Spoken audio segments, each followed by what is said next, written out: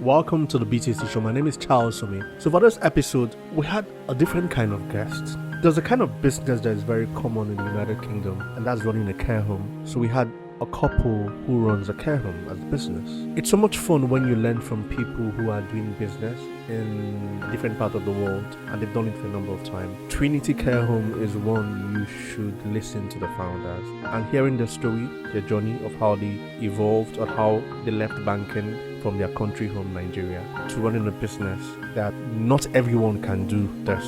Running it successful is one that stands them out. So I had fun listening to them. So if you've ever wondered what it takes for a couple to do business in a different part of the world, this is one you should listen to. I had fun listening to Aham and his wife. Co-founder, founder, male, female, couple, amazing.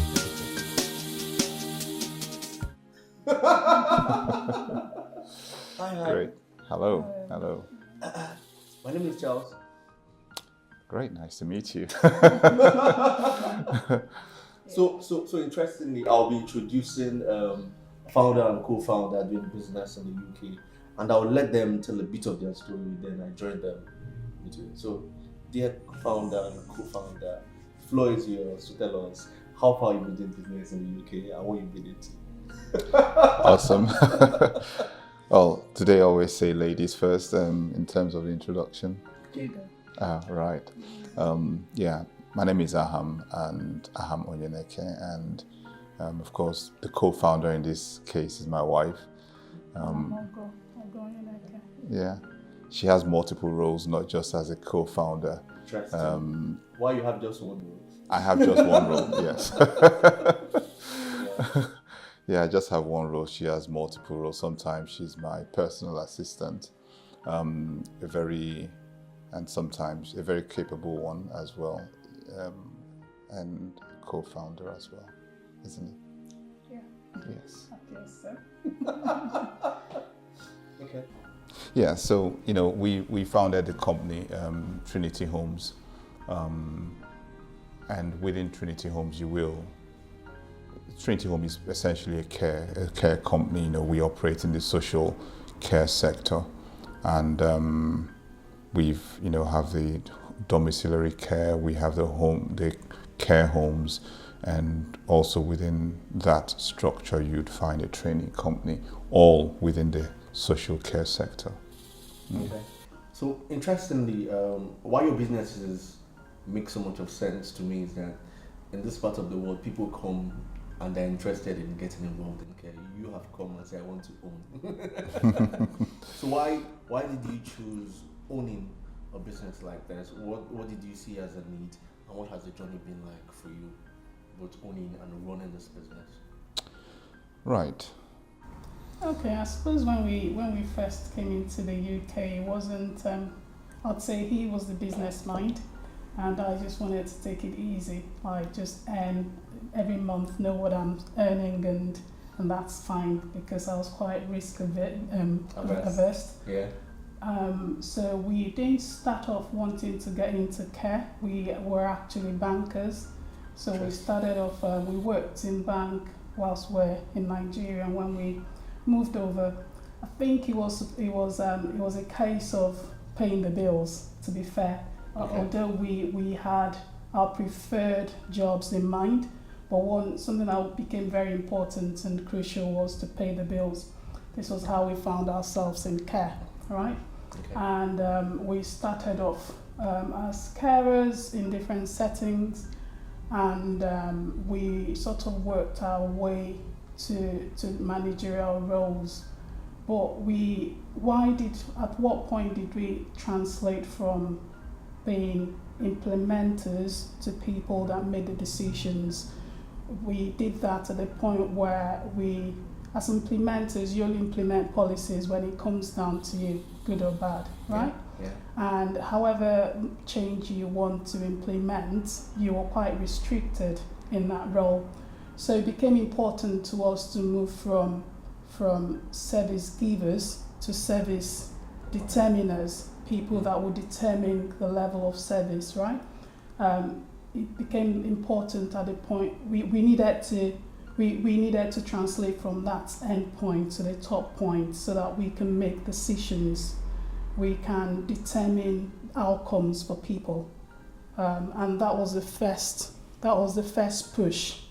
That was where, at the point we sat down and thought we need to, even though going back, we started off as carers, we worked our way to managing care homes for people. But even then, it didn't give us the level of control, the level of space that we required to make the change that we wanted to implement. It was at that point we started thinking of owning these spaces ourselves. Yeah.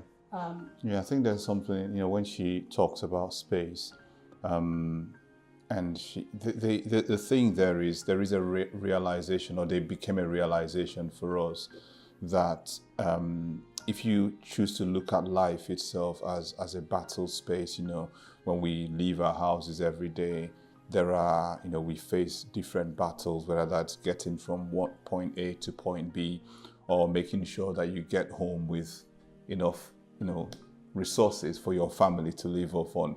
There are those engaging battles that we have every day in life. And we chose to at some point view life in that way, and you begin to see that every battle in life is a battle of space. And the more you have control over your space, the more you begin to win in the battles of life. Every space you have control over, then you're in a position to determine what happens in that space. So we thought that it's not enough that we manage other people's businesses, but we had to have space that we had complete control to implement the changes that we want. And there were a number of changes that we needed to see implement that would provide better outcomes for the people that we look after within the sector. And so we began to look at how do we transition from looking after other people's business to owning our own business and being the core people responsible to determine what the outcomes of our clients would look like. And so that was one key thing that led to us, deciding that we were going to own our own businesses rather than just working for people. There was another thing. There were two other things that also, made us get to that realization. The other one was that at the end of the day, if you're working for someone, you work for however long it is, and it mustn't be a business, but you need to determine, what do I do so that I don't work forever? You've got to get to a point where you say, right, I've done this enough working, let me have enough built up to look after myself while I pursue things that either are towards leaving a legacy behind, or to building that legacy, or to just pursue the things I enjoy in life. And we thought, starting a business, building that business is one of the routes towards that end. The last thing that I would say, took us this route is, so what we do, you perhaps have heard the term social enterprise before. What we do is, we had to arrive at a term for what we do. We call it mission enterprise. And within it is, yeah, within the mission enterprise, we have a mission that is influenced by our Christian convictions and a perspective towards looking into that sector. And we said to ourselves, how do we live out our calling as Christians in the context of work? We're not just working, but we are also living out purpose, living out our calling within the context of work. And that brought us to marrying our mission as Christians with work perspective. And having known this sector, we said, why not? So that's the three key things I would say that led us into deciding to own our own business. So I like the synergy, right? It's like a dance. So how has the UK helped your business thrive? Interesting. Yeah. I think the environment we find ourselves in is an environment that they invest into processes, they invest a lot into systems, they invest a lot into accountability, and outcomes as well. So because you're in an environment that champion these things, the environment itself had helped us sort of thrive, even though we're not going to class ourselves as a major player yet in that sector. But regardless of regardless of the level or regardless of the, for everything you have a lifespan. Regardless of the span of the place where we are in, we're benefiting from what the environment has to offer in that sense. If that makes sense. Yeah, absolutely. Because one of the things I'll say the system here in the UK will do is that the standards are set, the standards are defined. This is its standard. If you meet the standard, then you're in the game.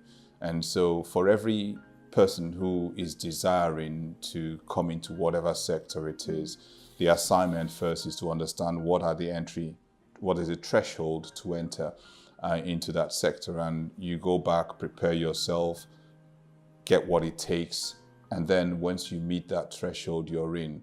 I guess also there is a framework that everyone who is there, you work off from this framework. So it's a lot of things that are defined for you from the beginning. And as long as you are willing to sit within that framework and you're not looking for shortcuts, you're not looking for how to make it big, quick. As long as you're willing to align yourself within that framework, you would certainly enjoy those benefits. Yeah, absolutely. Because those frameworks aren't just there, they're there to protect you as a business person as well. The second thing about how UK has helped the business is we have the market in the United Kingdom, right? Yeah.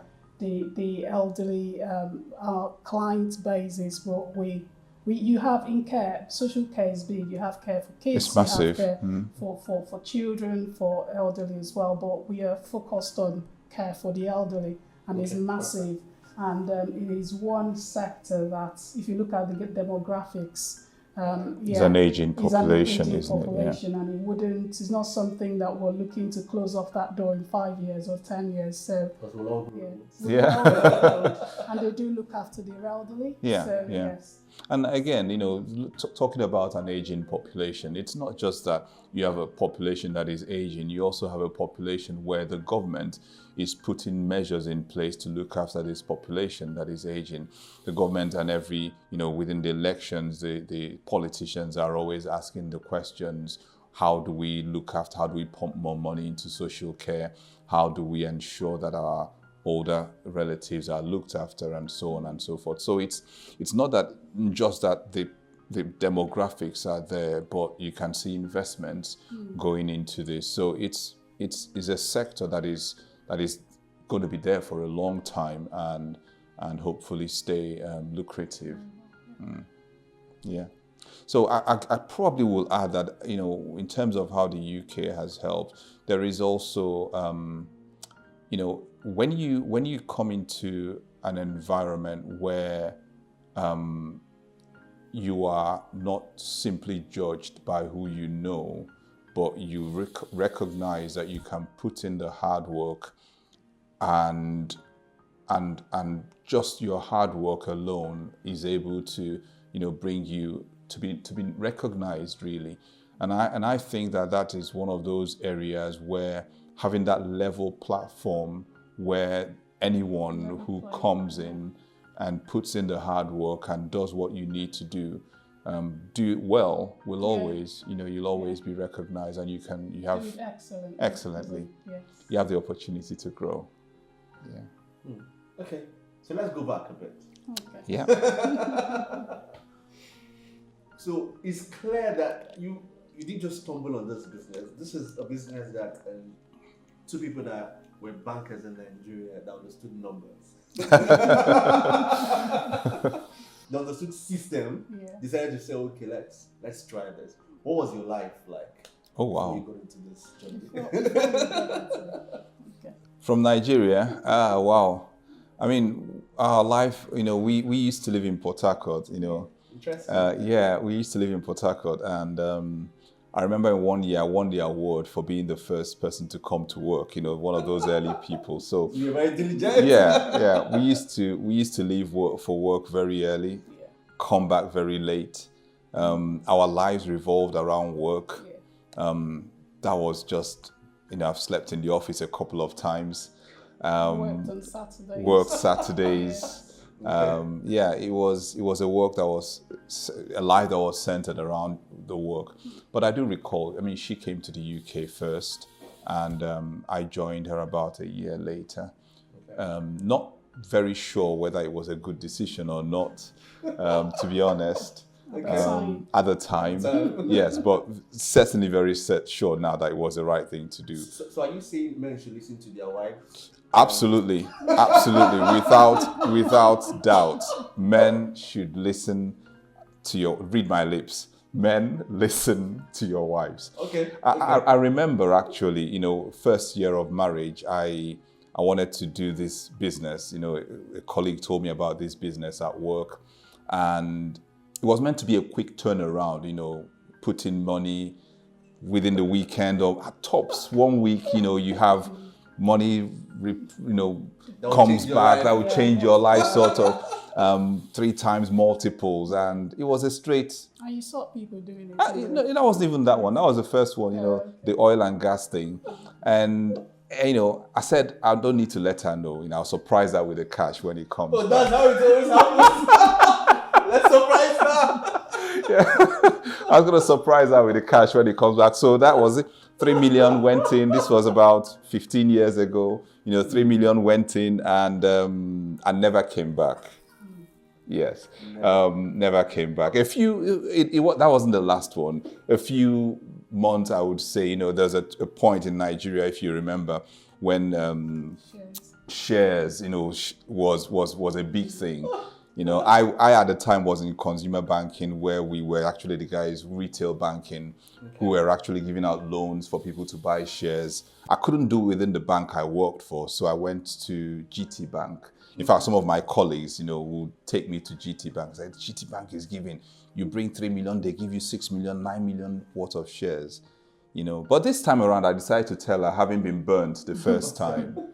And I told her, there's this thing, that I've been doing. I've seen people cashing out hundreds of millions. I write out these loans. I see them come back 3 months later. I see them cash out. And I'm like, we need to cash into this.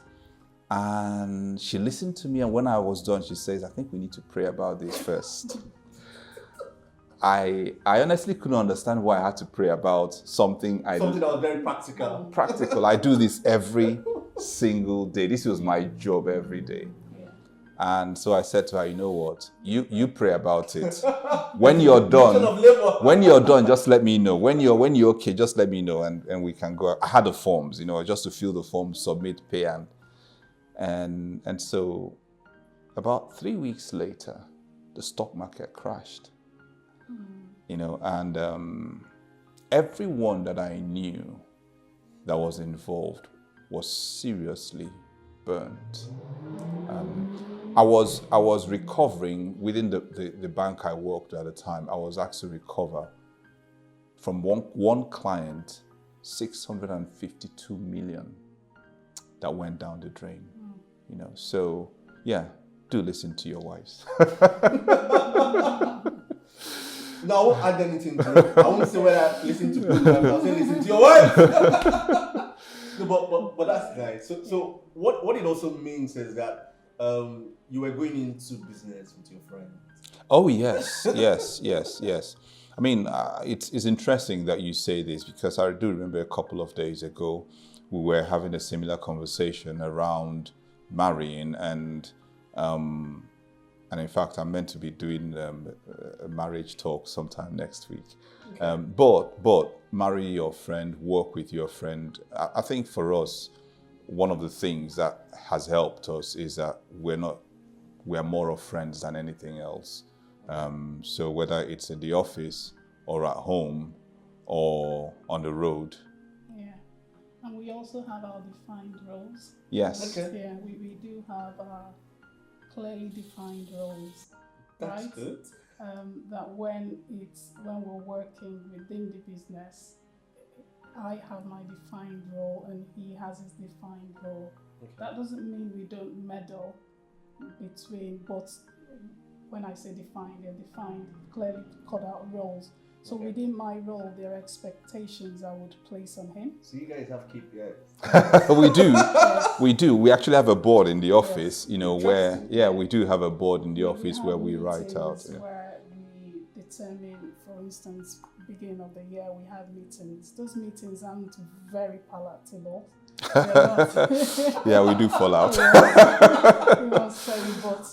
But we stay within the confines of our roles, and we place demands and expectations on ourselves within those roles, and we expect deliverables as well from ourselves, and that's helped because within that role I don't see him as my husband. But that's strange and good. Yeah. Yes, I think working in our past lives, working for people, right? Okay, perfect. And having family worked for us within those roles, and having because when we managed other people's homes, we would have friends apply for the role, but you subject them to the same process, you subject them to the same system. You have family that are qualified for the roles, you equally subject them to the same process and the same systems. And that was I suppose that was a test run for us. At some point we worked together for other people's businesses, running other people's business, and that was the test run for us, where if we have to do this and achieve the outcome that we need to achieve, we have to keep emotions aside certain times, right? Yeah. And we need to stay unbiased, and we need to also stay unbiased. We need to depersonalize certain experiences and depersonalize certain expectations. Not taking things personal. Not taking things personal. And deliver on that role like you would deliver if it wasn't your husband sat in that chair and if it wasn't your wife sat in that chair. And equally, we make ourselves accountable, right? So that's worked for us. That worked for us in the past. That's worked for us now. I think we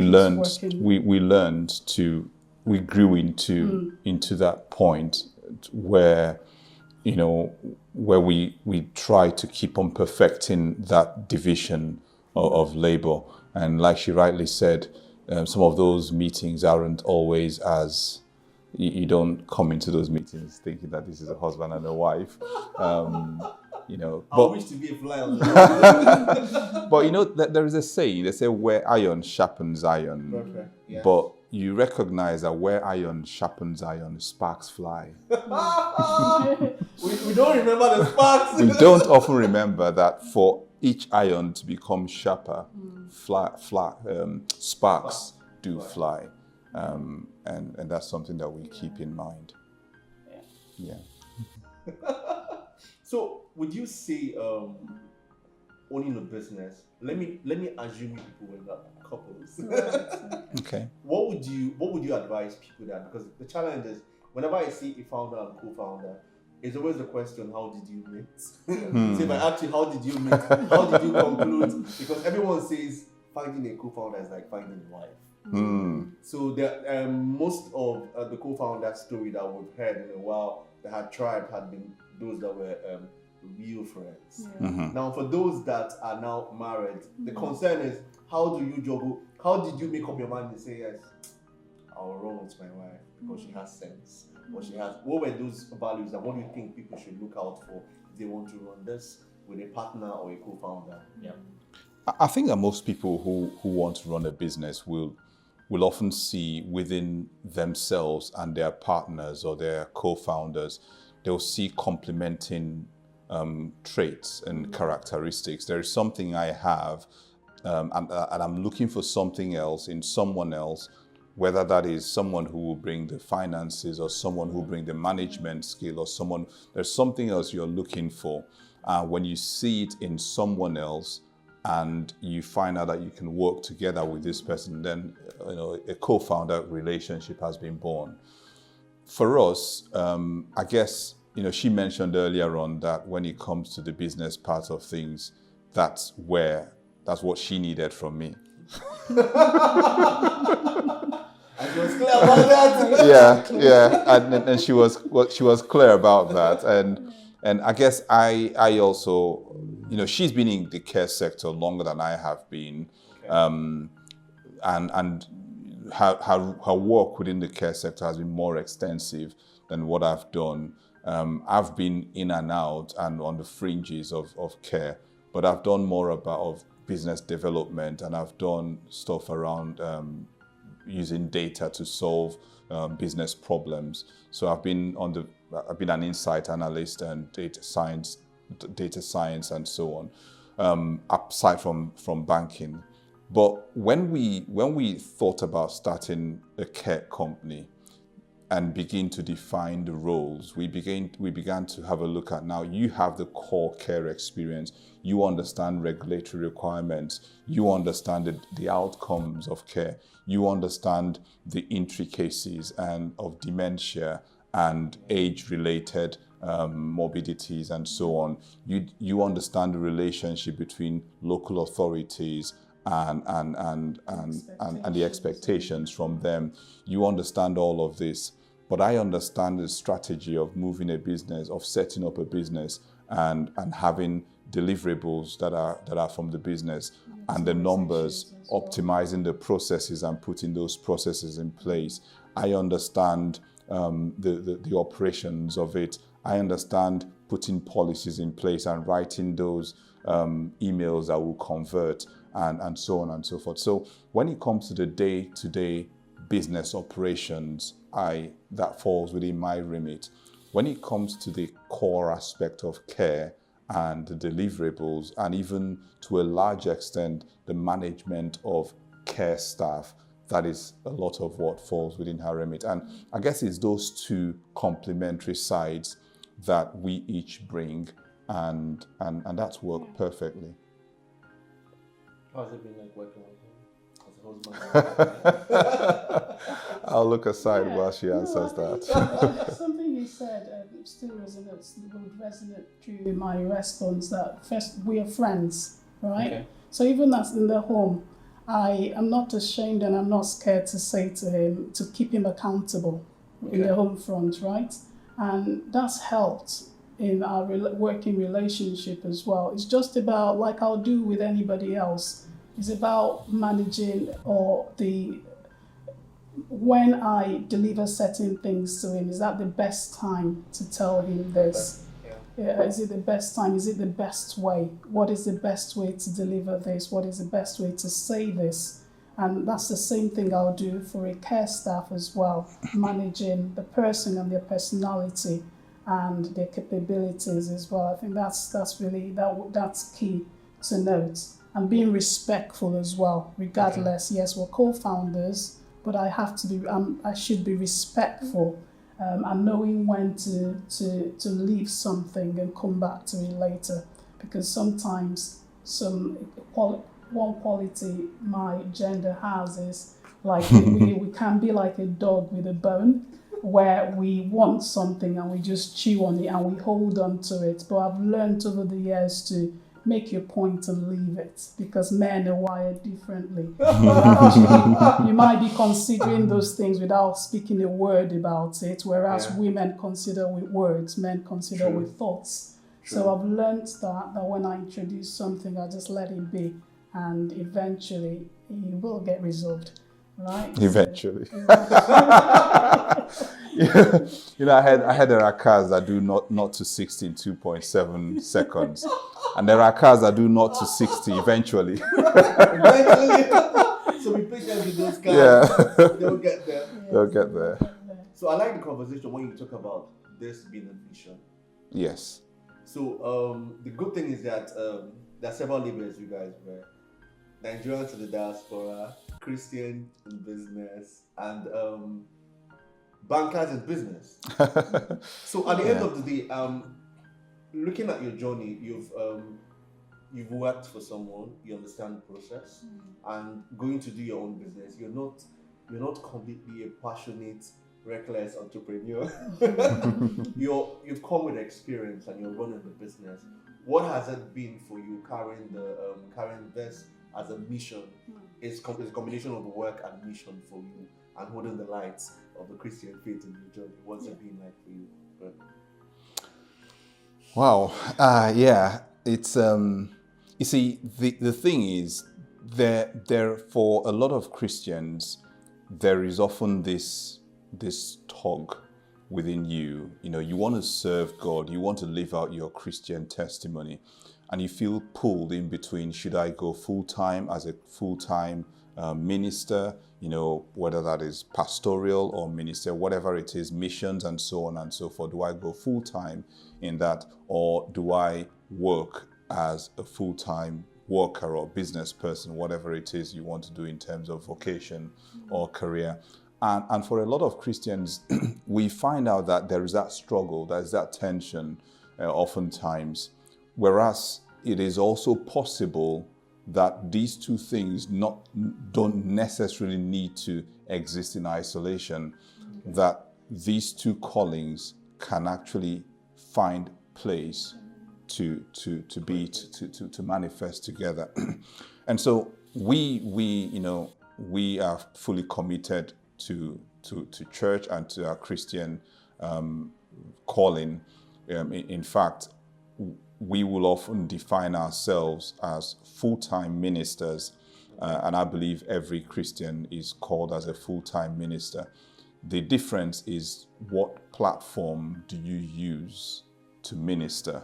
Now, I was talking to my wife the other day, and I said to her that, and we do this quite often, and I said to her that, do you recognize that even in God wants to fill every space of our lives, whether that's the internal spaces of our hearts or the external spaces of our homes and our communities, but it's much more than that. The reason why God wants to raise Christians and lawyers and business people and businessmen that bear, and women, of course, that bear the badge and the flag of Christ, is that whether you're in the operating room, God wants to be in the operating room. And the way God finds himself in the operating room is through that Christian doctor. God wants to be in the courts. How does God come into the courts? That Christian lawyer. God wants to be in the business spaces. How does he do that? Through the businessmen. And it's not just that I'm carrying God, and it's about the personality and the values that I represent. And this is something that, she's passionate about values that we bring into the business space. And when we talk about representing God in the business space, that is a core thing. It's not spirituality that has no substance. It's about who are we, how are we different from everyone else, and how does that affect the outcomes that we actually bring. And there's a tangibility to it. And even non-Christians testify to the tangibility of these Absolutely, things. yeah. I had a long call from a social worker yesterday, and she was just raving unending with praises, right? She went out to one of the clients that we provide care to, and she rang me and she said, I just want you to know this. And what should have been like a minute or 2 minutes went on to a 45-minute call of just going about how the family was just so impressed with the quality of care, with the expression of love, with the expression of kindness, with the genuinity. And it's about expressing Christ, right, in what we do to people that such that they may not have met Christ, but they have the tangibility of what it means to be a Christian. And is that what you said about Christianity with substance? I've never gone into that home to preach with Bible, but the lady was, when she finished, I just said, it's so fulfilling, right, to express those values, the values. And this is what would want people of like-minded, this is what want people, that people from all walks of life really find themselves in the UK, is to be patient and just walk in the footsteps of Christ, expressing his goodness in the place of work. The testimonies is so resounding when it's heard. It is so resounding. I mean, we truly have a lot of testimonies around this area, because we set out to leave an indelible, a very clear footprint of who we are within this space. that we're not just there to, what we call it, to manage the enterprise of the devil. In other words, we're not just there to massage those that are ill, to just deliver care to them like everyone else. We are there to make a difference. Yeah. And so part of making that difference is to come with something unique, something that speaks to the spirit of the people, something that ministers the peace and grace of God as we go into people's home or as they come into our homes. Some of the practical ways that we've done this, before I talk about the practical ways, I was leaving a client's home, and we still go to these clients' homes. Yeah. We still go into clients' homes sometimes, so that we can be in touch with what our staff are doing. And I was leaving a client's home, and she says to me, "Are you a Christian?" And that took me back, because I couldn't place a hand on what I said or did that made her ask me that question. And I said, "Yes, I am." And so she says, "I thought you were." And she began to talk to me about her, because she's been there as well. That when she came into her house, she sensed something about the peace and so on. She said some things about her. She wasn't there. But this lady talked about things about her. I think you came to do an assessment, and she talked about the first time she met her, about how the impression she got.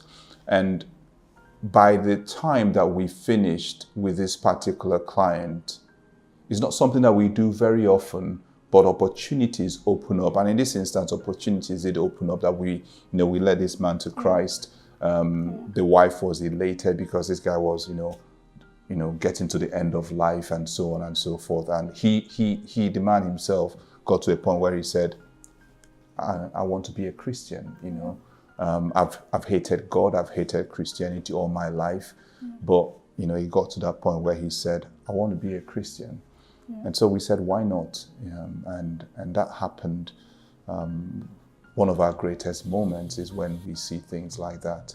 There have been times when we've asked ourselves the question, why are we? Because it's important to say that when we went into care, it wasn't about the money. Okay. Because we left jobs that were really good here in the UK. Even here in the UK, we had opportunities. To start our business meant that we couldn't get paid for, we couldn't earn money for about 6 to 7 months. That's a long time. Yes. We couldn't afford to pay ourselves. Of course, we'll find money to pay the staff that worked for us, but we couldn't afford to pay ourselves for nearly 7 months. So we took a serious financial hit. And so within those months, we got to a point where we were asking ourselves, why are we doing what we're doing?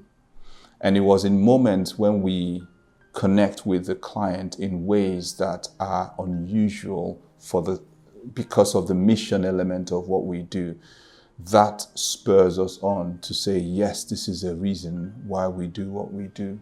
That one with yesterday, the care social worker, yesterday was another good one. Yeah. Okay, so I'll ask you 2 questions. So let me see how much you know your co-founder. Okay. So don't worry, these are not jam questions, we call it in Nigeria. So what do you think your husband would do in the workplace? Don't worry. If there's a crisis, what do you think is the best way he would handle it? She knows the answer. I'm sure she does. Yeah. You know how I put it. He's one person that if you drop a bomb here, he might just sit back rather than take off immediately. He will sit back and look. And on the other hand, I'll be wondering, why are you sitting?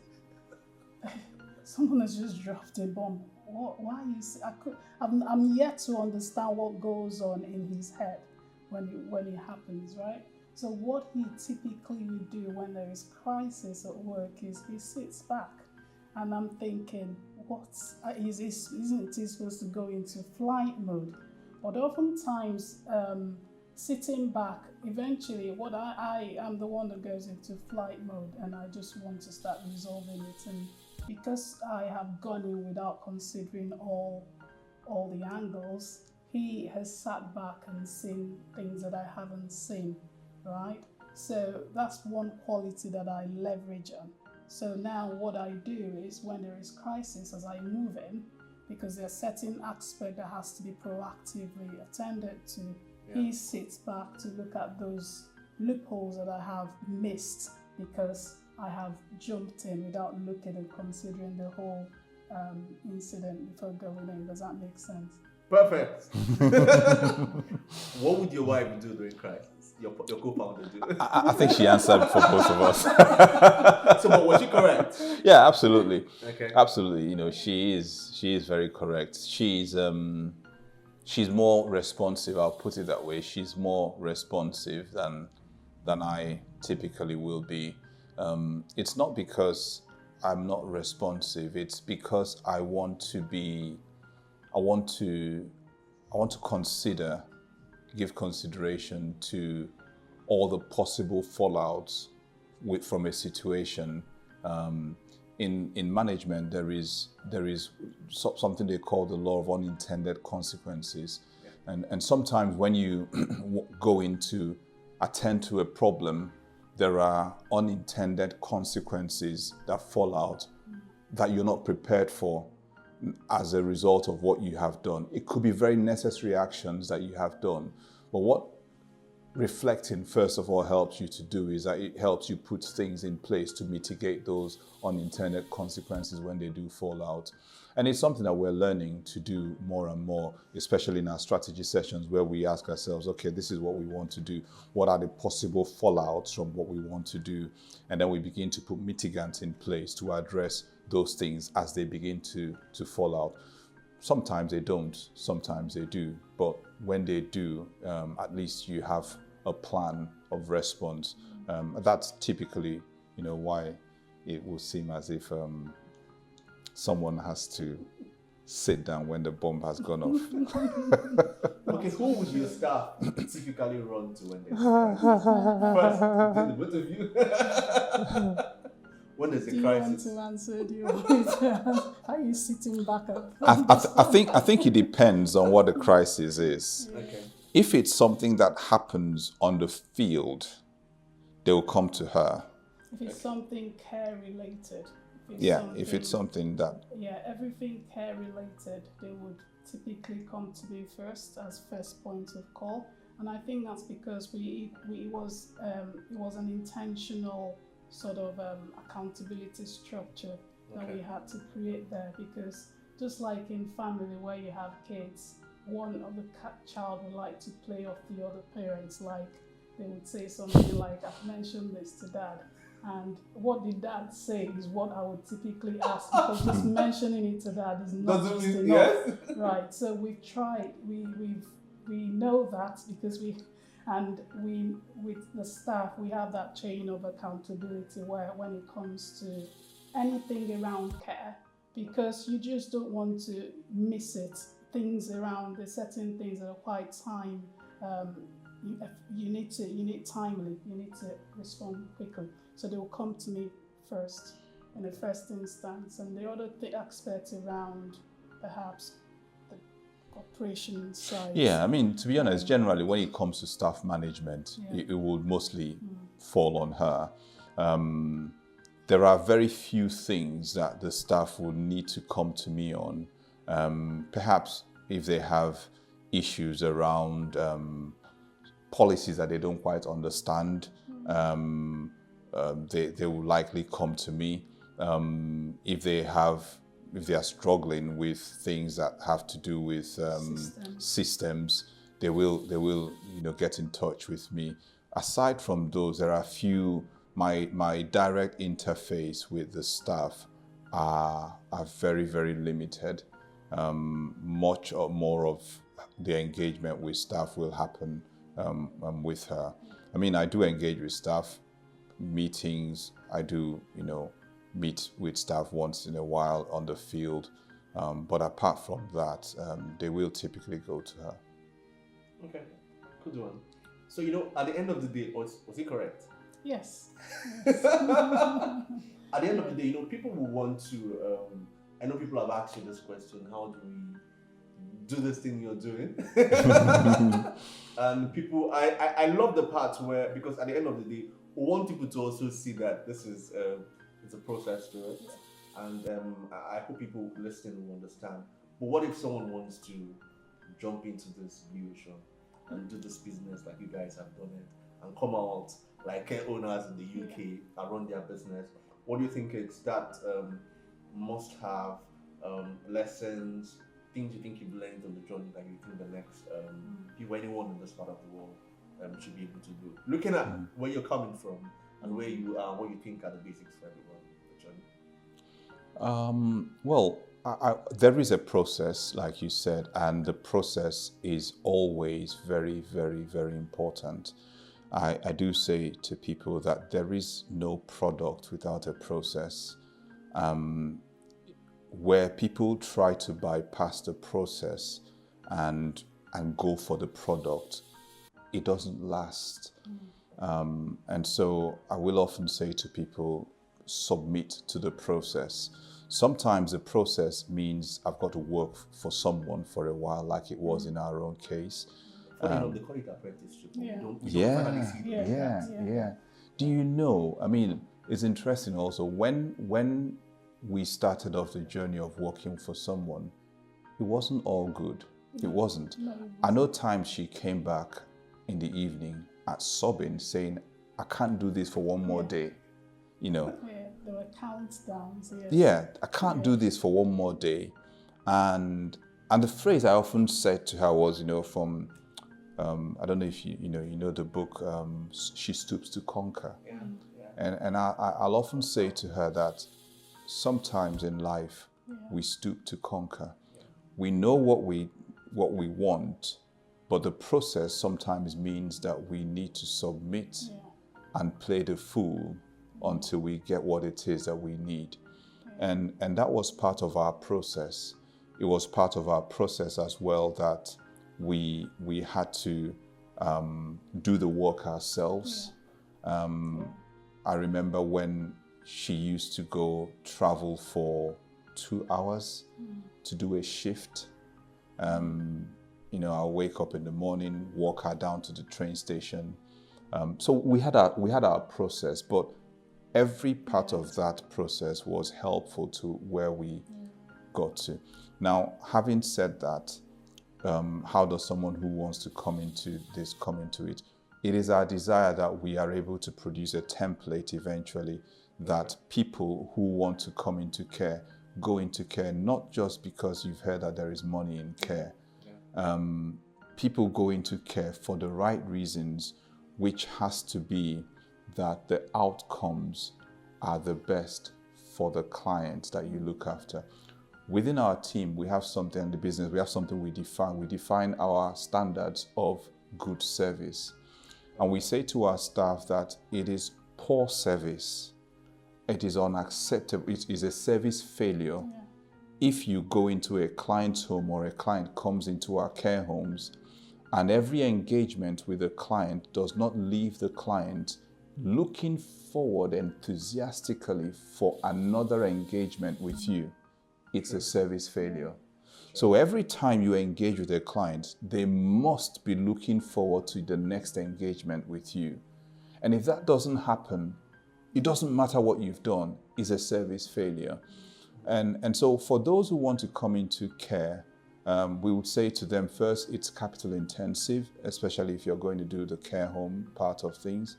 It's capital intensive because you've got to buy or lease a property.